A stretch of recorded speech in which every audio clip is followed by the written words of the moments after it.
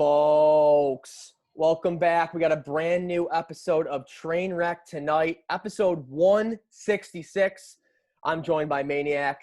A windy, beautiful day here in Buffalo, New York. Tonight's show sponsor, Pazda Electric. Pazda Electric. Considering a residential or commercial electrical project, then consider our friends at Pazda Electric. 716-698-2711. From new house wiring, main service upgrades to troubleshooting issues, Jason Pazda, licensed and insured all over Erie County. Mention Trainwreck Sports or say, this train never stops, and get a free house surge protector with every service upgrade. Pazda Electric, 716-698-2711. Folks, we got two very special guests tonight. The best in the business. We got Chad DeDominicis. We got Anthony Sciandra, Die by the Blade, ExpectedBuffalo.com, Beyond the Blade podcast. How you guys doing tonight? Not bad. Good, Al. Thanks for having us on. Seriously, no problem. But how do you guys do it? I mean, you got the podcast, you got the website, then you got Die by the Blade. I mean, how do you guys manage all this content on a consistent basis? It's not easy. I mean, we were talking about my wife before we came on here, and before I came down, she's like, you do something every single day. Doesn't it get old? And, well, I don't know. It's a lot to juggle. I mean, it's easier with the podcast part right now because there's nothing happening, so you can kind of break it out. But, yeah, it's a lot to juggle. It's a lot of late nights, but, you know, you kind of get used to it after a few years. Yeah, a lot of the burden is definitely on Chad, so to speak, because he's straight up like managing editing. He's doing all the behind the scenes stuff to really make the content pop. Maybe formatting the new site. So and obviously the content production part that's a heavy lift for everybody involved. But in terms of making it all happen, man, I mean, I'm convinced Chad's like a vampire or something. He just doesn't sleep. On the digital side, sorry. I just want Anthony to come and be pretty. That's all his job is. Oh just my gosh. Well, I've got a very short shelf life left. I think I've only got like 2 more years of looking okay. Anthony, you have not even begun to peak. But yeah, I mean, I hate to say, great time to restart a digital website venture like this. Was this planned for this timetable? Did you guys move it up? Like, what ended up happening there? I mean, because seems like it worked out pretty well for you guys. Yeah. So the plan. This kind of all started back, in case some people have heard the story before on different podcasts, I won't go into the long detail of it, but basically it was kind of started more in my mind back when SB Nation kind of had their whole California thing where they had to let go some of their writer, basically the whole staff and all the California sites. So it's something I mentioned to Anthony as an idea I was kicking around, and then that would kind of, in a way, I guess you could say, move it like to the next level, kind of look into it more and kind of have my back pocket. In case one day the same thing happened to us, because I mean, you never know. And then the pandemic hits, and like many people, my company closes. So all of a sudden I have all this time on my hands now to do something and occupy myself. So why not start a hockey website? I mean, it's a bold strategy to start the hockey website when play is suspended, and now the Sabres didn't help. They're not going to play for it'll be like 9 months in total. But, it's gone way better than I imagined in the first 2 months. So, and kudos to Anthony for helping out, because I don't think I'd be able to do all of the content, even though I don't sleep at night, to do all of it without his help. And today was what, a 2-article day? ExpectedBuffalo.com. Seriously, I noticed that. Yeah, I usually try to break it up so get something every day, but I was in the middle of I did video stuff yesterday, so I'm I got to do it today, and then Anthony's in. So it was one of those rare 2-article days. It sounds pathetic, but it really is like working out, or in like Forrest Gump when he just started running. Basically once you start going, it's kind of like it's a little bit easier to just keep going, and it feels weird almost to stop. I mean, I think, it goes without saying. We kind of know a little bit about that on this brand as well, gents, but kudos to all you guys are doing. Obviously, like you said, it's not the most optimal time to start this. To me, this is a ridiculous reference, but one time Chris Jericho, a wrestler, just came out and didn't say anything and then went back to the locker room 5 straight times. That's basically what you guys are doing in your gear up. Finally, once we have some Sabres action, you guys are going to have it easy. Yeah, I guess you could put it that way. Or it'll be hard because they still won't be good, and then that's kind of getting it just only took this long. And real quick, before we get into the Sabres, How is Maniac's not wearing sunglasses?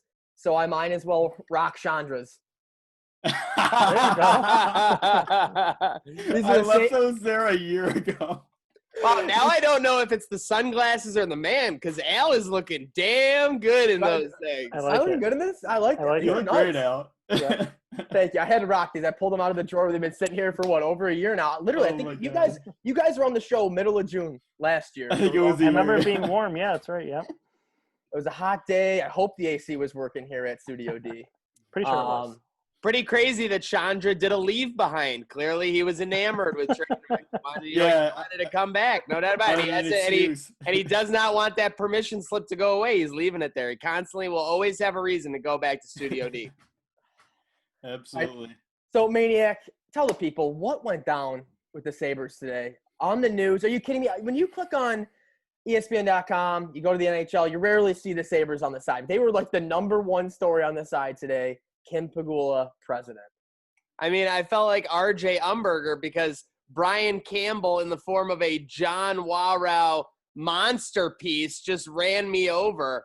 But bottom line, I mean, Kim Pegula kind of almost retreading on her statements, like that they knew more than the fans, et cetera. Actually talked about, how she was kind of behind the 8 ball and how she'd been working to get ahead of it as president. Talks about how she wants to stay in the role. Sad to say, a lot of things in this article, gentlemen, that a lot of Sabres fans did not like to hear or read in this case. Yeah, I mean it's. Yeah, go ahead, Anthony. Go first. I've talked a lot. Go first. All right. Yeah, it's it's a lot of stuff you don't like to read, but I don't think anything in there was necessarily surprising. I think everyone kind of knew, what the deal was, and that's how it was going. It didn't seem like she was going to relinquish that title anytime soon.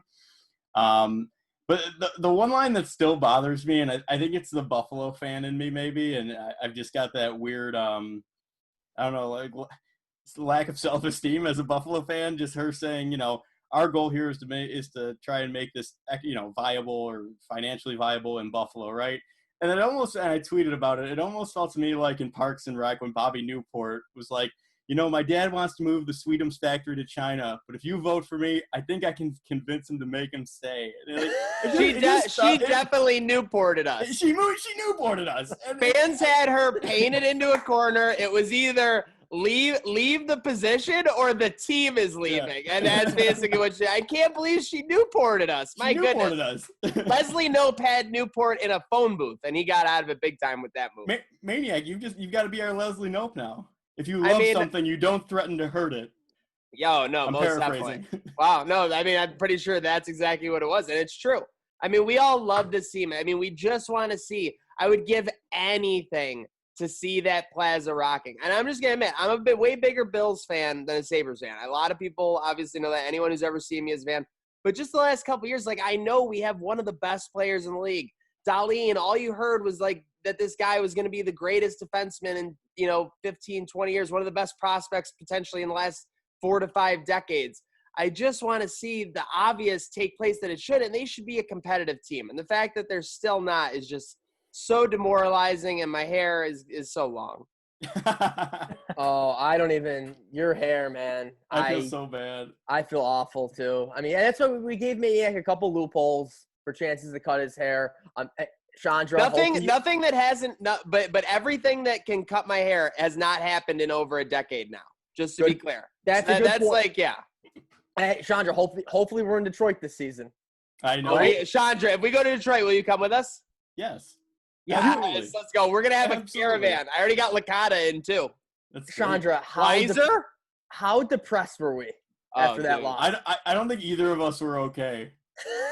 I actually just watched the video. We actually made a video with the Titanic music after of us all drinking from the gin bucket. Do you remember that? I do now. I just rewatched it. It's literally just everyone staring off into space like this, just pounding gin buckets. It's insane. That was so bad.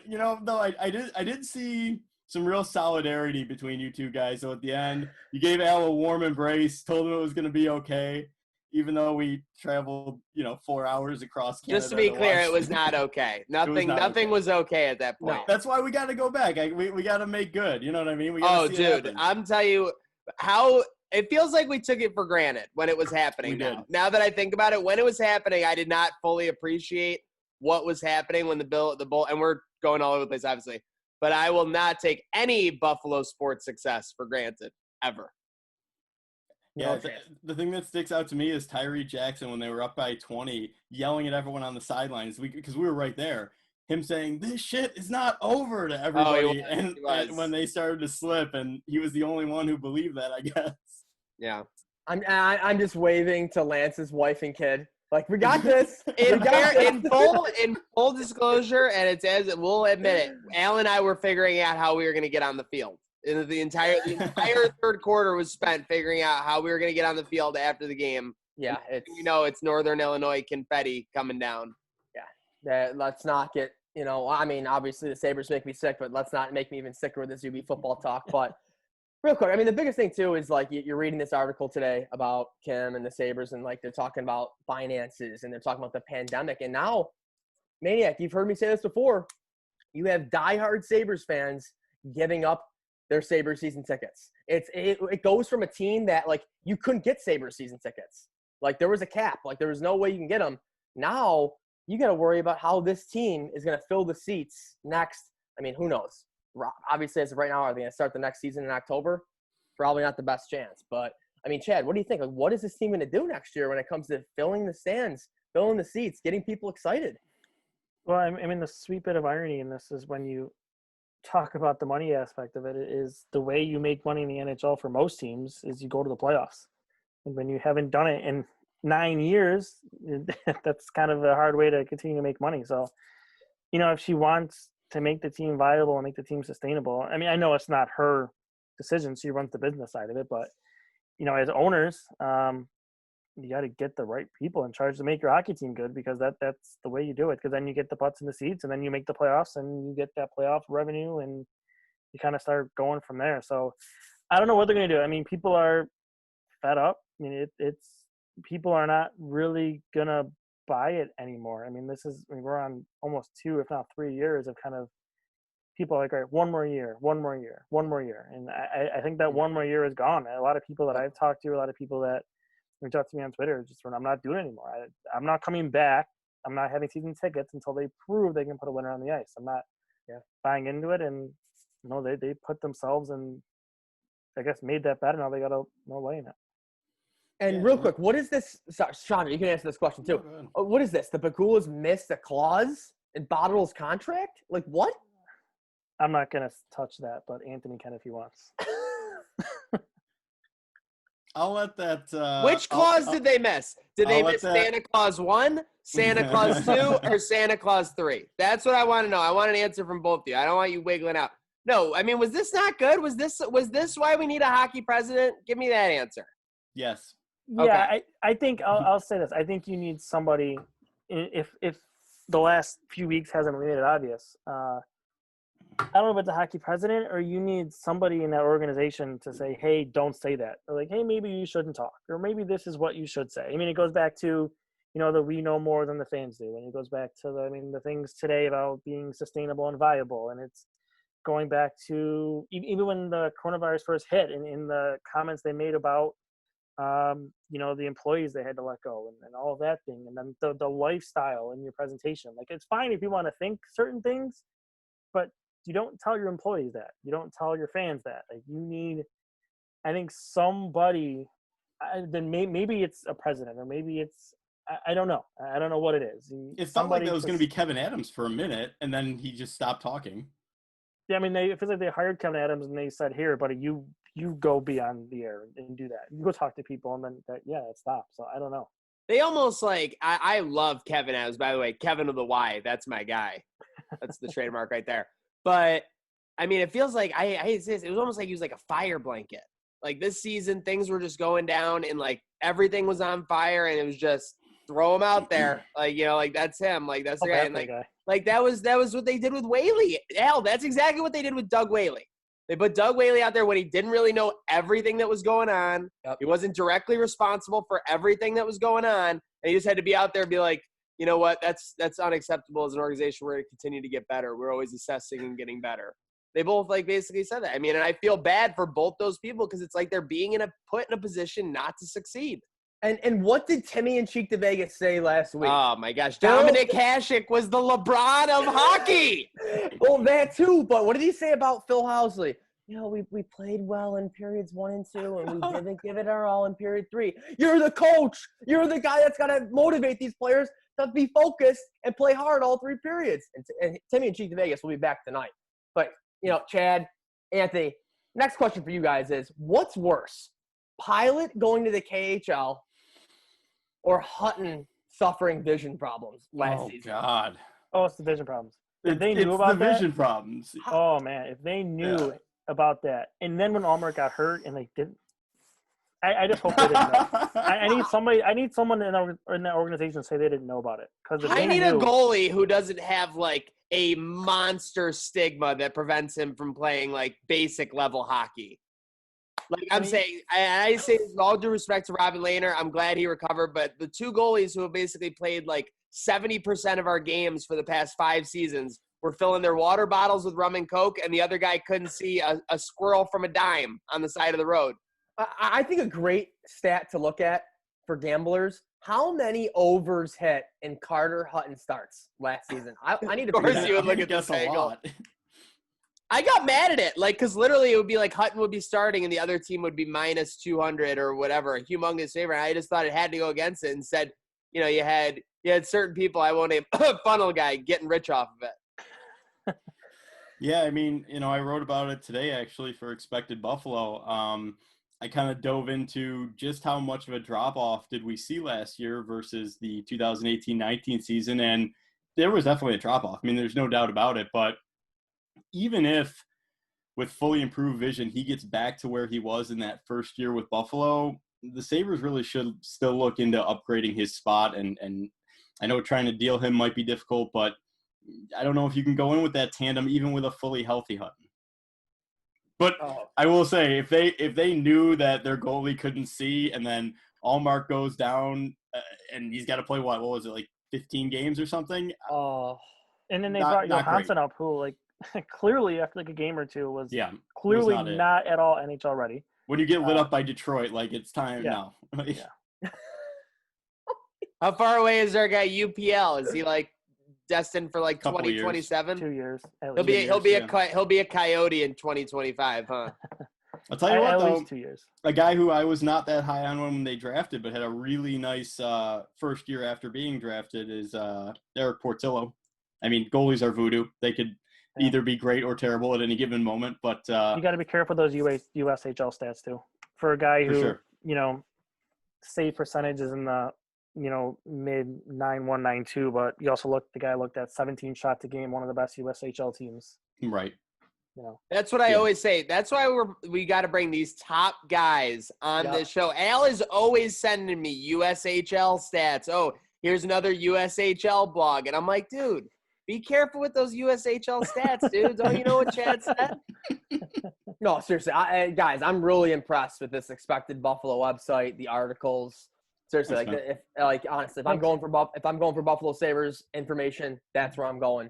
That's what makes it sick, because I read these optimistic fluff pieces. I'm seeing the networks airing so-and-so is looking – Wayne Simmons is looking to turn a corner with the Sabres. And then I read something from you guys, and it kind of is sobering, brings me back to earth, and it makes you realize that we're really in the mud with this squad. So it's depressing, but I mean, I guess I would rather have my expectation be correct, because then that way I know, what's going on. I don't think Hutton's gonna be, a brick wall.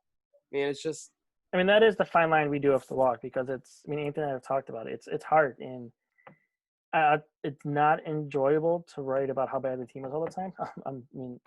We talk about it all the time. That's the truth of it, but it's hard. I mean, it's much easier to find things to write about how they made mistakes, things aren't good, than things that aren't good, because there's not that much that's great. And then when you hit those 2-3 topics that are good, then you're out of the good topics. And then from there on out, you're just kind of, reviewing what went wrong, and then you're writing about free agents and trade options that are probably pie in the sky ideas, especially when you have an ownership group that is, crying poor in Associated Press pieces. So, yeah, I mean, it got to a point last year in that season what was it, late February, early March before the pandemic hit, where, me, my buddies, the funnel guy Maniac, I would get excited to go to Sabres games to root against the team and go to Buff Creek and bet the other team. Literally, that's what it got. It was basically the part of the Titanic Titanic where the ship's like sinking and everyone like finally accepts that it's sinking. Like it's a little bit easier. Like it gets easier to figure out what you're doing and everything. Yeah, I remember going to the Buff Creek with producer Burrs and funnel guy, and we hammered the Avalanche against the Sabres, and they won like what was it, 8-1 that game or something ridiculous, where they came in here and just stomped us. And we were cheering. We were cheering with other fans, like going nuts. It's sad that we're at that state. But you know what? Let's turn this. Let's talk positive things. We're seeing what? NHL training camp, July 10th. We're thinking what? A 2014 playoff might happen. Sciandra, we'll start with you. What are you most excited about over these next couple months with hockey? I'm kind of excited to see the chaos of it all. A 2014 playoff. I mean, any one of those 24 teams, depending Especially on how best well of 5 first round. I mean, that's right. I mean, how well they stayed conditioned through the whole thing. Guys who are coming back from injury. I know Columbus is one of the teams that's getting healthy at the right time, so to speak. So yeah, it'll be interesting just to see kind of how crazy it is, how disorganized maybe it is, because I mean they're really doing this a little bit on the fly. There's going to be some player who just goes off during this time, and it's not going to be matching with his career numbers. ESPN is going to be all over it. This guy played 362 games, and he only had 116 goals this time. He is averaging over a goal and a half per game. Like, yada, yada. You can already see it because, there's going to be guys with just dead legs. I mean, what's going to happen with my guy who was lighting up the league, Ovechkin? If it looked like the Capitals could have potentially been primed to make another run deep in the Stanley Cup, is that still the case? Yeah, they don't really have that great odds. I think they're like the third or fourth best odds. I think you're in a situation now where this is open for literally everybody. That's what makes the NHL playoffs so great. Well, that's why I heard especially now too. We have a 3-month layoff, so like it's basically starting a whole new season again. Like what happened 3 months ago is irrelevant. Like it, besides seeding, I mean, the seed doesn't even matter because everyone's playing the same place. No one has home ice advantage besides. Wow, I guess point. I guess the home team gets first change or whatever, or last year. Yeah. That's the only advantage you get. The crowd being gone is a huge factor. And I'm only going to spend 10 seconds on this. That first projection when it came out that the Sabres were in the group of 24, I'm sorry. A 3-round playoff against the Maple Leafs would have been incredible. That would have been great. Matthews versus Eichel would have been incredible. And that was a team that the Sabres have matched up well with this year. And that had a fluff defense and they could have really actually competed against. That's all I'm going to say. But, I'm looking forward to it. The NHL playoffs, like we were talking about, Chad, it's, for those that always forget the other 9 months of the year, it really is the most entertaining postseason to watch. Grit, craziness. The fan reactions probably do play a role in that. I mean, watching playoff games in Calgary, watching the playoff games, especially in their first year, the Vegas Knights definitely played a role in that, like those atmospheres. But I think I cannot wait for the end of July and for this action to come back. And I'm sure you guys are only 5 to 10 times that. Yeah, I mean, plus, we did the fun thing of you let people vote. So, I think it was Columbus and Colorado are the 2 teams that we're going to follow as long as we're in the playoffs. So I guess are the 2 teams we're going to cover and write about at Expected Buffalo to kind of push some hockey content about different teams when the Sabres aren't playing. So that's will kind of keep us involved in the playoffs too. So the Blue Jackets and the Avalanche will be our teams. And go ahead. They would call that the scoreboard massacre series because you had those abbreviated scoreboards. Cal versus Cal? Are you kidding me? Neither of those teams. Oh, no, CBJ. CBJ is what it would be. Yeah. Okay. But Cal versus Cal, not very great, Al. But I know Al would be loving that finals as someone who has a golden ticket in that regard. Oh, yeah. Chad, when you put up that poll, I was losing my mind. I'm so happy. I wasn't expecting the Avalanche to win by that much of a landslide. Me neither. But I was super excited. They got I think when I voted, it was like 45%. It was like 45%. It was a big win. I'm happy too because I could watch Nate McKinnon play hockey every day of the week. So yeah, him in the playoffs the past couple of seasons was incredible when he made it. I mean, my goodness. Sciandra, talk about a banged-up team and a good time to get healthy. Those Avalanche were as beat up as any team in the league. Yeah, they were in rough shape, and they were almost following a little bit of a trend that we saw last season where they started, really, really well and then kind of fell off a little bit, and maybe not fell off, but evened out, right?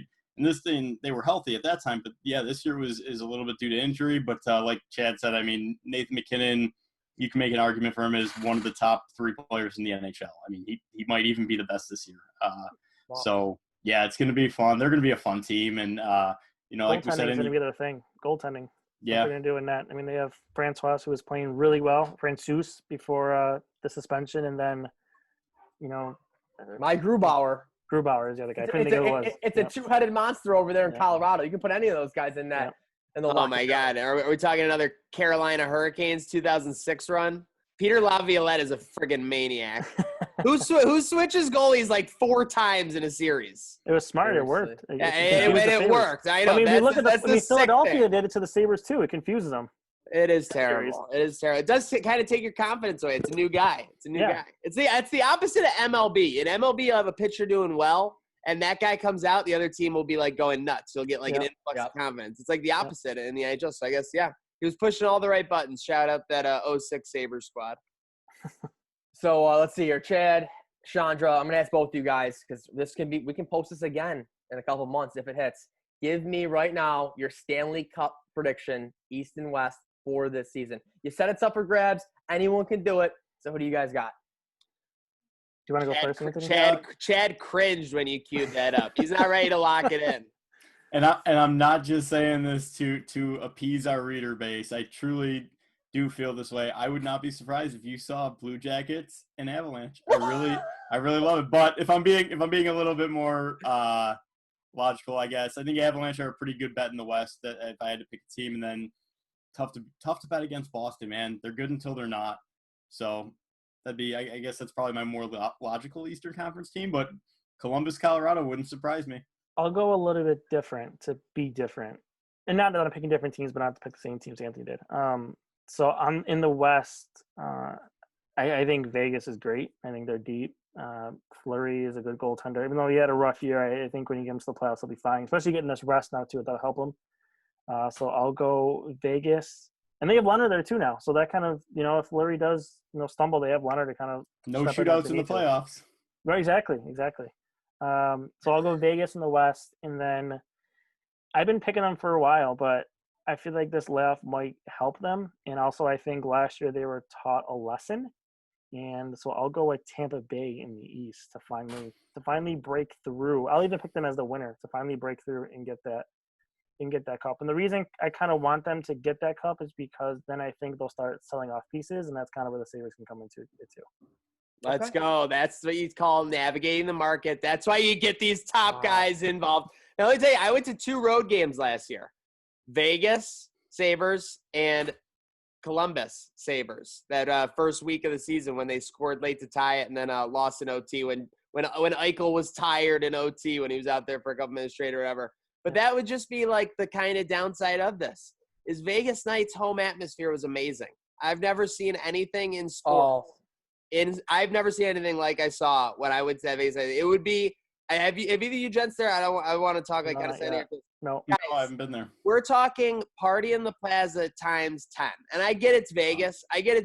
But we're talking a regular season like game with all the other things going on in Vegas. So I was just incredible. That atmosphere was insane. And it would obviously be crazy to see it in the Stanley Cup again. And then Columbus, that cannon going off. I mean, my goodness, my eardrum almost exploded every time that they found the twine. It was brutal. I have gone to Columbus before, and the cannon got me the first time when I went there. Dude, cannon's ridiculous. Yep. And the one thing I got to bring up real quick, too, Sciandra, you're going with Columbus. Mm-hmm. So for all you people that are trying to make a sharp play, they have, according to Sportsbook's website, the 9th best odds to win the East, and they're 40-1. Is that value, Value? That's value. Value has everything ExpectedBuffalo needs, but so I've had a few friends ask me who to pick an under the radar team, and every time the answer is Columbus. Every time. Wow. I mean, the top 5 you got Boston, Tampa, Caps, Flyers, Penguins. Typical. Flyers. Yeah, best year to take a long shot though, like they said.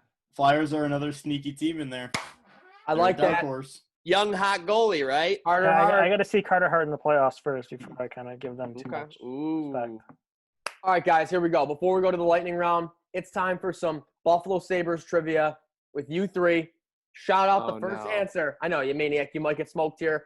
Very basic question, though. Shout it out right when you know.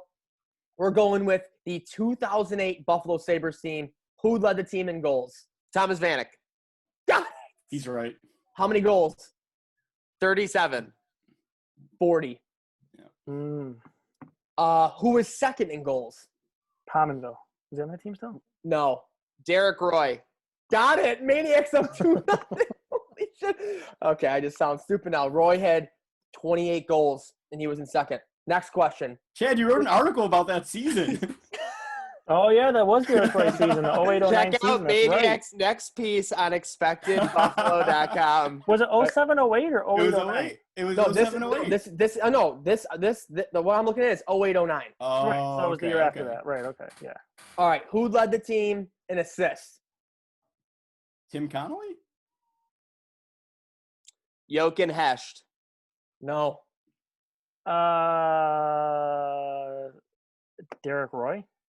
Pominville with 68. I was going to say Damn, Pominville, too. I didn't want to pick him 68 again. apples is insane. I didn't want to pick Pominville again. 2 more questions. Who led the team in points?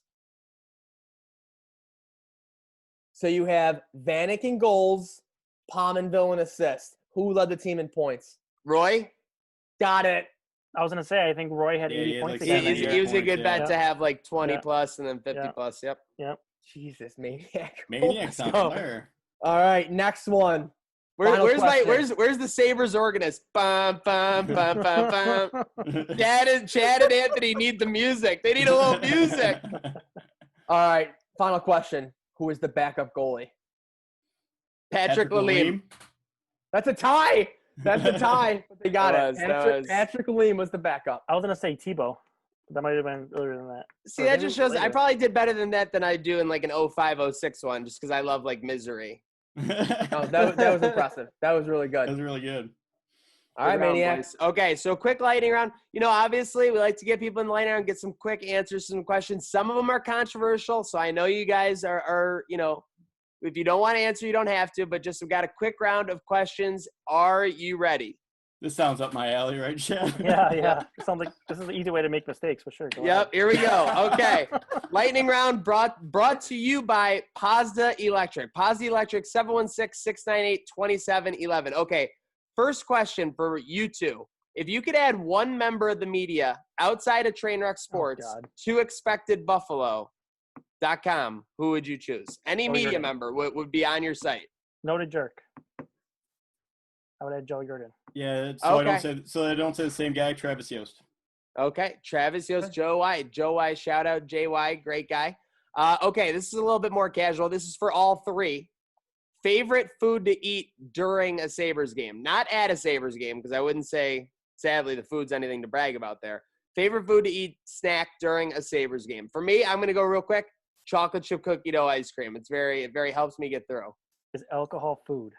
Yes. Okay. Alcohol That's is my food. answer. Liquid diet. Alcohol for Chad.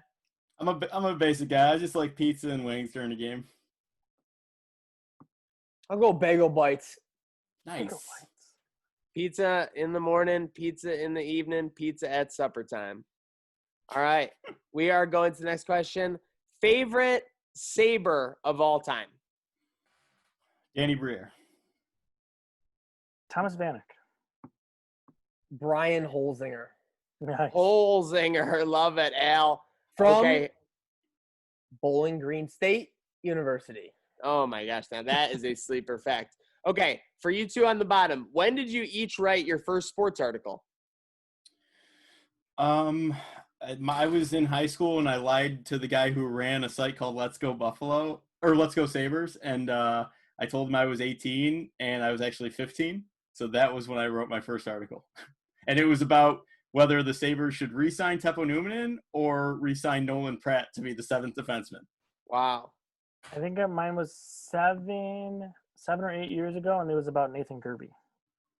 My goodness. I knew the neighborhood that Teppo Numminen lived in. I literally drove down the street and knocked on his door and asked if I could interview him. It was insane.